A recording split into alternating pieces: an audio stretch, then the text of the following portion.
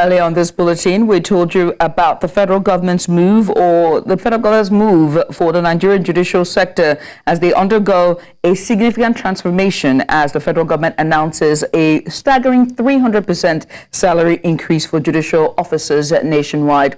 And so to discuss the effects and the implications of this increment, we're being joined by constitutional lawyer and public affairs analyst Kabir Akingbolu. Kabir, thank you so much for coming and appreciate you for doing this with us.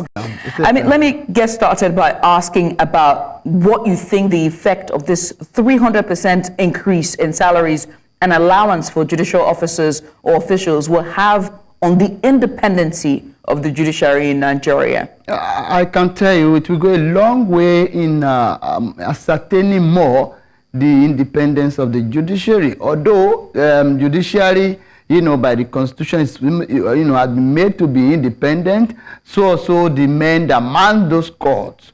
So, but with this increment, I think people can now say, okay, we are being paid for what we are doing. No amount of money can be too much for the civil servants who are manning this course, because you can be surprised that in this 21st century, our judges are still writing in long hands, except in Lagos that we have some, development and all that, some, innovations about technology and all that. But I think with this increment, which was long overdue because their salary was last increased 70 years ago, which was a long time, given the galloping inflation that we have had over the years, given the number of the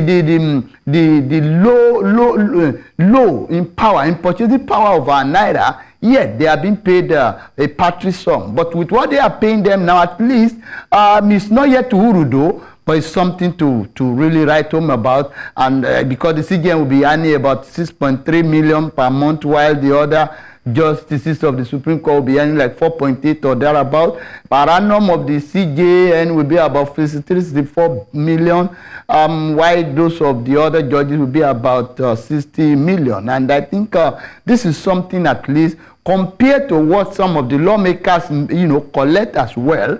This is not a matter of comparison. However, they do a lot more in upholding the cause of justice. And again, if they are being paid well, tendencies are that if there had been corruption before, if there had been some allegation of this and that, I think it will pan down so well now. I think the judges can laugh now. The justices can laugh now.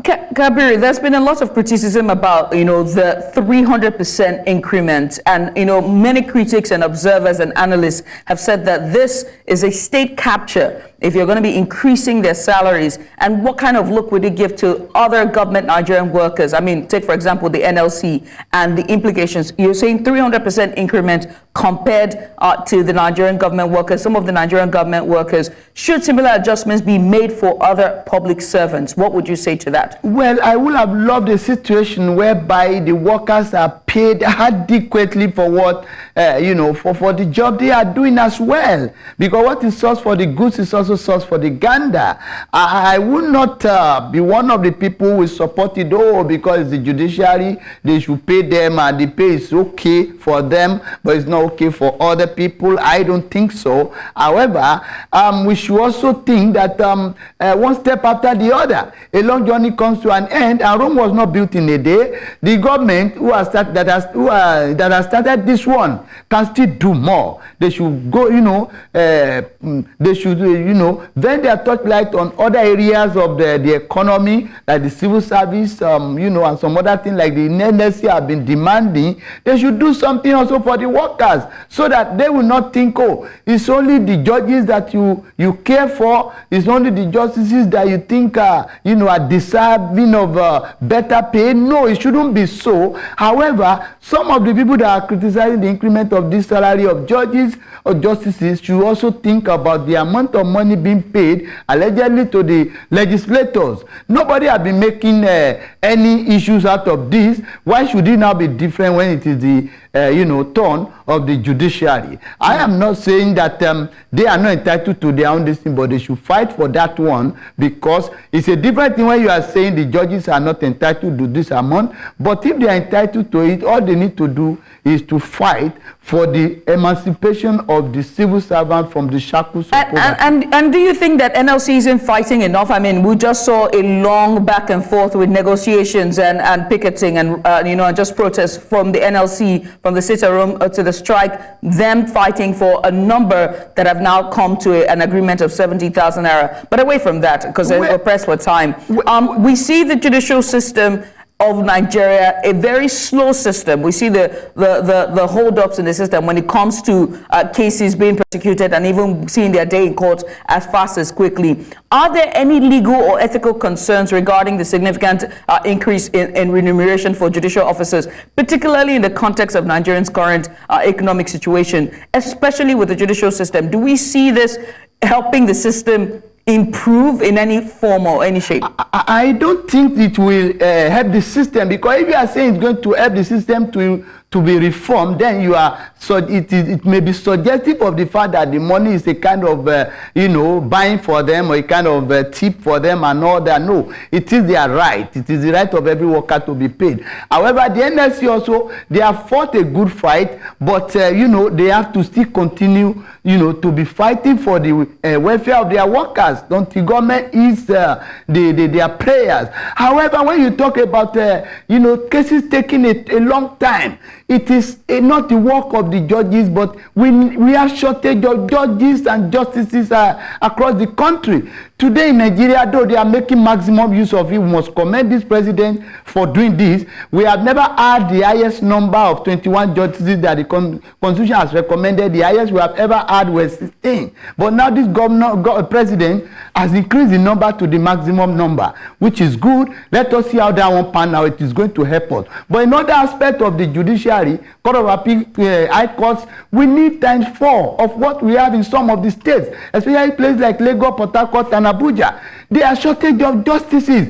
There are manpower, but the government is not ready to employ more, and the judges cannot kill themselves. They can't work more than 8 to 12 hours in a day. This is just the issue. Delay in justice delivery is the cause of the government. The government is cause. So instead of a 300% increment, why not a 100% increment, and then channel the rest of it to decluttering our system and make it more effective? Now, if you look at the increment in the civil service from 30,000 or thereabout to 60 to 70,000, it's more than 100% increment. If you talk about 100%, you'll be talking about 60. So I think we have about 125 or 130% increment in the case of 135% increment in the cases of the civil servant, which is also not too bad. They can start from somewhere, and many states are still saying they cannot pay it. So the government also has to be very careful in increasing the payment, because when you talk about this judiciary,